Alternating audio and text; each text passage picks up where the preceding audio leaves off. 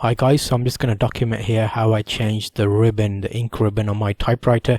It's a Silver Reed 100 typewriter that I've got, and it needed changing a long time ago, to be fair, but I've ordered it and got the ink now. So you notice here, this is when you can tell it needs changing.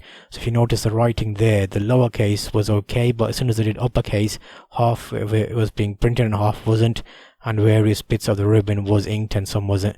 So I basically went online and ordered some ink, and the ink came from Globe Typewriters. It's someone who's been trained by Olivetti typewriters and then owned Globe Typewriters in London, established since like 1974, so they know what they're doing when it comes to this kind of stuff, and they kind of do repairs and sales online on eBay. So I'll put a link to their shop, but basically this is what they've sent me, and this ink is well, it comes quite nicely packaged in a box and then sealed in a plastic case as well. And then what you're basically going to do is, well, replace the old ink. So if I show you how I'm doing that, so I'm taking my case off, and here most typewriters will have upper section that you can remove, and let me just get rid of this old paper in here that was used for testing. So there, that bit comes off, which clears the upper section for you to view the ink, the ribbon.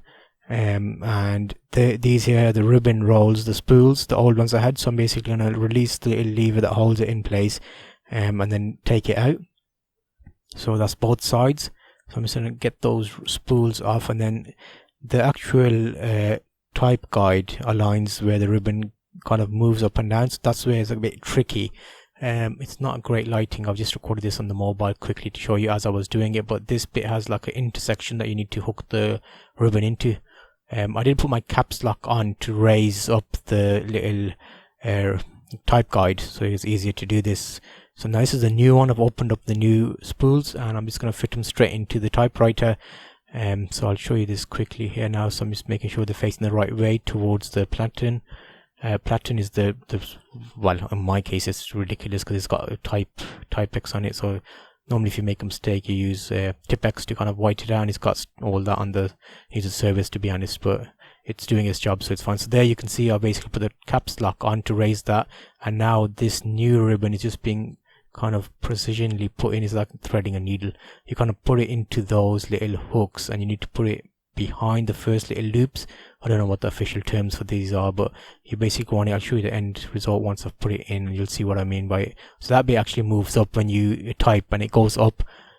So now I'm just putting it behind that. There we go. So you'll see now that looks about right. Yeah, that seems fine. So now the spools have a guide, that little metal guide that the ribbon goes into, so it kind of lets it come in and get collected straight, so it doesn't get creased up. So you'll see I'll just put it on the right hand side there now into that little section, the holder as it were, I could call it, and the other side as well there. Yep, so we're kind of just getting it into there, and once that's in, then at least it will spin. So what normally happens as you key and type, this actually slowly turns, so the ribbon's constantly moving as you're typing. You're not typing on the same spot, so it kind of spools up onto the left hand side, then auto rewinds and goes to the right hand side, so you're kind of making use of all the ribbon.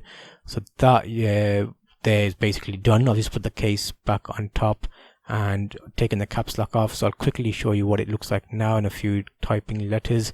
Just type QWERTY and I don't know, something in my head, the boy that lived, as in Harry Potter. So I just type that and then show you how that looks, just to give you a comparison. But I'm pleased with the actual ink quality of the new ribbon, and it looks like good quality. I wasn't expecting it for the price anyway. It's only like £3.50 or something delivered, so it's really good there. So you see that how dark that is compared to the old writing. But yeah, if you're looking for typewriter ink or ribbons, I'll definitely recommend these guys. I mean, they've got a nice eBay shop. It's very straightforward to buy from them, and they send it out really quickly, and it's just extra benefit that the guys know what they're doing. And it's Peter that sent me this out, so thank you for this, and hope you all get into your typewriting and find this video useful.